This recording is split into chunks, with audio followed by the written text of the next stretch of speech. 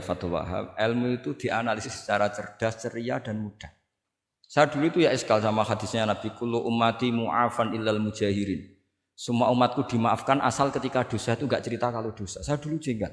Orang dosa cerita dosa itu kan kesannya jujur baik. Tapi setelah saya pikir-pikir itu benar Kanjeng Nabi. Misalnya makanya kembali ke tadi. Kalau orang alim tidak mau izharul ilmi, fa'alaihi la'natullahi wal malaikati wan nasi ajmain. Misalnya saya ini terkenal membawa Islam yang mudah, yang menyenangkan. Orang itu sampai maksiat itu cari kesenangan. Orang sampai maksiat itu karena cari kesenangan. Tapi kalau kesenangan itu tidak didapatkan fit ta'at, karena ta'at dikampanyakan secara agak teroris. Kamu sholat tidak mesti diterima. Karena baju kamu enggak mesti semuanya halal, sujud kamu enggak mesti diteror, sehingga orang yang sholat tuh, wes sholat di orang masjid ditompo, mendingan enggak sholat. Kita ini kan mikir seperti itu. Coba nyuwun sewu, kalau orang-orang Kristiani, kalau kampanye gimana? Setiap orang mati bersama Bapak di surga. Sementara kita sudah kiai mati masih didoakan ingkana muhsinan. Itu murid kita loh. Itu kan enggak sopan sekali. Murid dongakno gurune ingkana muhsinan. Gurune kok muksinane ditaklek ingkana musin. Cara aku dadi gurumu sembrono guru darane. Susah ya apa sing muni kana muksinan ije dikein.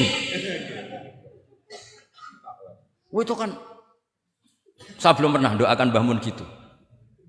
Kalau saya mendoakan beliau supaya diampuni, doa saya tak rubah gini.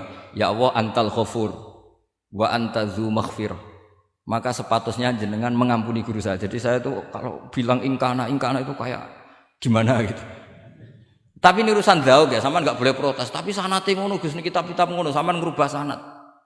Ya saya kalau enggak bisa apa-apa kalau sampean protes gitu. Sampean ngerubah adab kalau gitu. Nak protes-protesan. Lu coba misalnya Syekh Abdul Qadir Jailani itu Sultanul Aulia ya. Terus beliau misalnya wafat di pelosok. Terus kamu berdoa ingkana musinan coba. Ini ketuane wali di ingkana. Boyo wong ndak akhlak sithik gitu maksudnya. Wong sak donya iku ya tabarraku bi. Ya tabarraku nabi. Saiki ditaklek ingkar.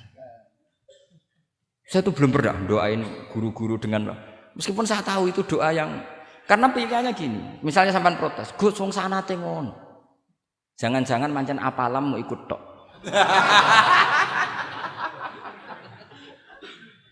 Loh Imam Syafi'i itu kalau doain mayit, ini sekaligus ijazah tapi haram ditiru.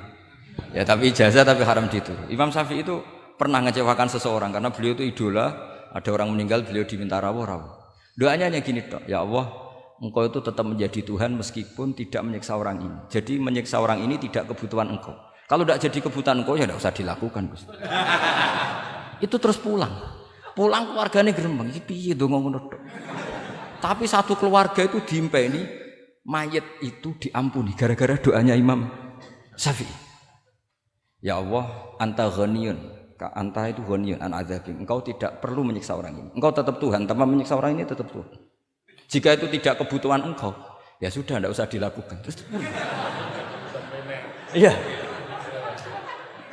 Jadi kalau saya doain guru-guru ya Allah sifat ghafur engkau itu pasti efektif. Enggak mungkin sifatnya jenengan kok boten tembus.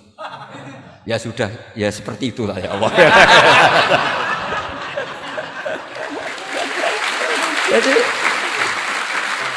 Jadi itu urusan daun, sampean nggak boleh protes. Gus Pak kok ngawur istiadat itu bukan ngawur, saya ini orang waras. Punya rasa takzim sama guru sama para wali. Sementara kamu yang berdasar sanad tadi, jangan-jangan menghafalan kamu hanya itu. Ayo milih mana? Saya bukan bikin ajaran baru, ndak ini cerita rasa. Cerita apa? Rasa. Dan itu di hadis-hadis gitu. Nabi itu kalau manja sama Allah gitu. Kalau ada orang salah terus kemudian diazab, kata Nabi, anta akram min ayu adzibahu marrotain. Ini di dunia sudah pernah engkau beri sanksi ya Allah. Anta akram min ayu adzibahu marrotain. Tapi kalau belum disiksa kemudian dia aman-aman saja di dunia, engkau itu akram, engkau sudah mulia, gak pantas sudah menyelamatkan di dunia, kemudian jenengan dendam di akhirat masih. Jadi masih nyiksa lagi itu. Nabi itu kalau sedang manja dengan Allah itu akhirnya ya baik semua gitu. Lah saya jenis ulama yang partai itu. Partai itulah kira-kira seperti itu. Jadi sikap itu. Ya jadi ini relax saja ini monggo niki tadi sesuai janji saya hanya 10 menit dari sekarang. Saya juga mungkin saya nanti tetap pulang karena saya besok ngajar di setainya Gus Yofur. Mungkin saya itu sudah janji sama istri saya setelah Yai wafat paling saya ini dibully pernah sepuh itu 2 tahun. Semoga setelah 2 tahun saya naik lebih sepuh.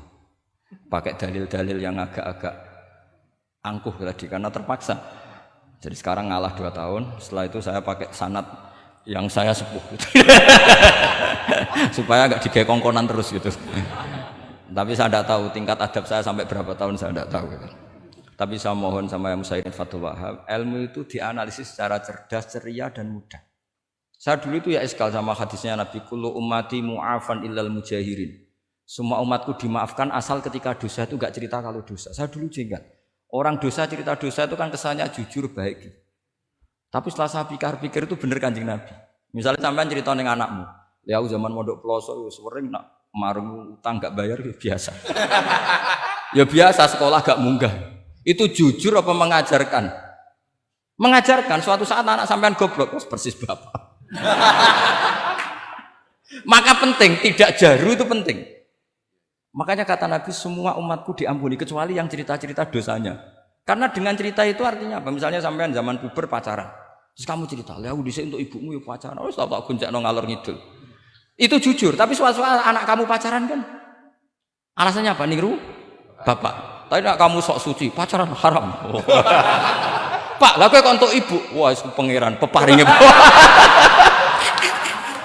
Lho kan yo ora bodhone, wah iku peparinge pangeran. Gak pacaran Pak. Oh pacaran haram dong. Kena muni ora kan bodoni. Pacaran haram dong. Aku untuk bojo peparingi Allah. Wah itu dimaafkan malah itu. Lo coba nyuwun sewu, ini analogi ya nyuwun sewu. Kalau andekan semua yang pernah zina itu ngaku zina. Kalau itu jumlahnya 1000 saja, 1000 itu punya keluarga. Satu orang minimal punya keluarga 10. Akan dipakai justifikasi kalau suatu saat zina berdasar pernah Pak D-nya atau Pak L-nya, iya enggak?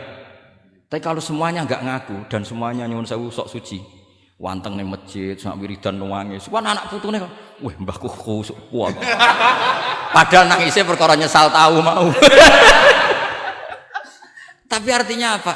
Konsep yang dikatakan Rasulullah SAW itu kan luar biasa. Kullu ummati mu'afan illal mujahirin. Karena dengan jihar, memang di situ masdarnya kok jadi jihar. Jadi bukan ijhar tapi jihar. Jadi memang bahasa Arab itu agak unik. Misalnya di nahwu itu masdar itu kalam. Kalam berarti sulasi mujarrad. Tapi fiilnya enggak kelaku. Kalimah yaklimu kalaman itu enggak melaku. Sing melaku lam yatakallam. Tapi padahal masdarnya kalam. Jadi suara sama raya aku pengalaman. Masalah lughat itu pengalaman sekali. Jadi memang bahasa Arab itu lucu. Apalagi lafadz bagho malah paling kasus dalam bab yungqolu. Bagho maknane lacut. Bareng melok wazan imbagho. Yang bagi sayukjo. Iku piye? Biasanya makna sulasi mujarrad sama mazid kan enggak beda-beda jauh. Bareng kena bagho tuntas. Bagho dadi yang bagi. Lan takok, yang bagi sulasi mujarrad apa? Bagho, Pak. Bagho maknane apa? Jare tiang-tiang lacut, Pak. Mereka bingung gurunya penerangno bingung. Daripada bingung sejarah tiang-tiang maknane lacut. Kayak laisa ku fi'il mandi, mudhari endi? Ora ono mudhari. Mandi kok ora ono mudhari? Ya mandi wae ora usah mudhari. Terus repot bahasa Arab wis repot. Kene ora melok dibahas mau apa coba? Ya sudah takdir ngono ae sudah. Jadi apa yang dikonsepkan Rasulullah SAW itu pasti yang terbaik. Bahkan Imam Ghazali ikut berkampanye wa inna ya, termasuk pemberian Allah terbaik adalah sitra. As-sitra itu atau tutup. Jadi hifdzul qaba'ih menjaga supaya keburukan kita tidak kelihatan itu termasuk kebaikan. Bukan dianggap tidak jujur karena tadi kalau semua keburukan kita tampakkan maka akan menjadi masif. Misalnya kamu cerita lah, misalnya insya Allah lah kita yakin semuanya kita insya Allah diselamatkan dari zina.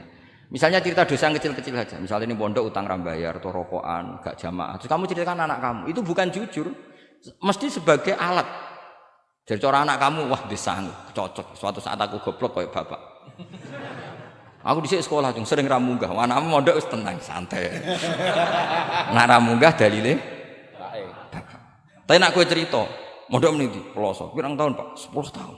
Kepengen ngit mayai, kepengen mondok susu ben barokah. Munggah terus Pak, munggah. Maksudnya ora munggah kelas, munggah apa wae pokoke. Wis tenang. Karena itu bahaya, makanya kullu ummati mu'afan. Ma'is ketika ngaku zina itu Nabi itu enggak menolak sampai 4 kali. Ma'is yang memaksa Nabi supaya beliau melakukan rajam, eksekusi. Semua ketika meminta saran sama sahabat, halla satarta bidzalik, kamu enggak usah cerita. Karena tadi logikanya kalau ada ma'is ya itu jangan-jangan yang lain juga ya itu kan menimbulkan macam-macam. Itu hebatnya Islam. Malah kita diajarkan awamastur aurati wa amin rawati. Kayak apa baiknya Islam? Tapi kita sekarang karena tidak baca hadis, lalu ada gerakan jujur. Mari semua meresapi dosa masing-masing. Kamu pernah ini istighfar terus nangis. Jebule gerakan ngono iku ya nyun sewu ya ono duwike kan yo repot. Tidak usah seperti itu. Ikuti hadis Rasulullah Shallallahu Alaihi Wasallam bahwa termasuk nikmatnya Allah Taala itu adalah tertutupi semua kesalahan-kesalahan kita. Dan itu barokah bagi hadatin karena kesalahan tidak muncul. Loh itu sudah untung. Agama sudah untung. Ketika kesalahan tidak munculnya agama sudah ikut diuntungkan. Coba kalau semua yang maksiat itu kelihatan, kan seakan-akan hadil ardu mamlu'ah bil ma'ah masih. Tapi ketika maksiat itu sembunyi-sembunyi, kemudian sing syiar itu adzan, pengajian, kan bagus. Sama nggak boleh protes, tapi itu kan tidak jujur. Ya bukan masalah jujur dan tidak, ini satrul qabaih. Nah ini namanya siasa. Namanya apa? Siasa. Siasa itu tidak harus politik tentang negara. Kita mengelola diri kita sendiri butuh apa? Butuh siasa. Jadi misalnya kamu cerita kebaikan kamu kepada anak, biar kebaikan itu ditiru. Tapi kalau anak kamu tanya, Pak, sampai nanti salah, itu sesuatu yang paling saya takutkan, Cung. Karena aku sering na'udzubillah minas salah. Tapi Bapak pernah salah enggak? Itu pertanyaan enggak penting. Karena tadi bahaya. Lu enak, maksudnya beragama seperti ini tuh enak. Kullu ummati mu'afan illal mujahid. Itu kan luar biasa. Jadi semua umatku itu diampuni asal tidak cerita-cerita.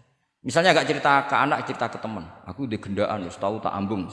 Mesti pikiran kamu, yang pondok is pengurus jebule tahu ngono. Mesti digo, suatu saat aku nak ngono, awas. Atau nak caiki keamanan, awas kita kandakno kan gitu. Tetap ini menjadi alat maksiat bagi yang lah. Jadi tapi saya dulu itu iskal, kenapa ada hadis seperti itu? Tapi setelah saya analisis, memang kalau ijtihad atau ijhar itu efek negatifnya luar biasa. Dan kita harus iktidak bi Rasulillah sallallahu alaihi wasallam. Ya tentu idealnya yo ora maksiat, yo ora konangan maksiat. Memang karena tidak pernah itu ideal. Memang enggak konangan karena tidak pernah melakukan. Ya saya kira demikian. Saya mohon supaya ya tadi ya saya Fathul Wahab dari kitab Manhajut Tullab. Itu dikarang Zakaria Al-Ansori piyambak Zakaria. Tapi kitab itu sebenarnya dari Minhajut Thalibin. Minhajut Thalibin dari kitab Al-Muharrar. Itu dari kitab Basit, Wasit, Wajiz. Terus itu dari kitab Nihayatul Matlab fi Dirayatil Madhab. Itu mensarai kitab Mukhtasarul Muzani. Karangannya Imam Muzani ketika diimlakkan Imam Syafi'i. Karena semua karangan Imam Syafi'i itu amla alaina Syafi'i. Ya amla alaina Syafi'i. Makanya kalau sampean ngaji muin qala fil Buaiti. Buaiti itu nama orang. Ekolas Syafi'i fil Buaiti, ekolas Syafi'i wa amlahu alal Buaiti. Makanya qala fil Buaiti, qala fil Muzani itu nama orang. Artinya karena Imam Syafi'i itu hanya mengimplakkan. Terus muridnya nulis.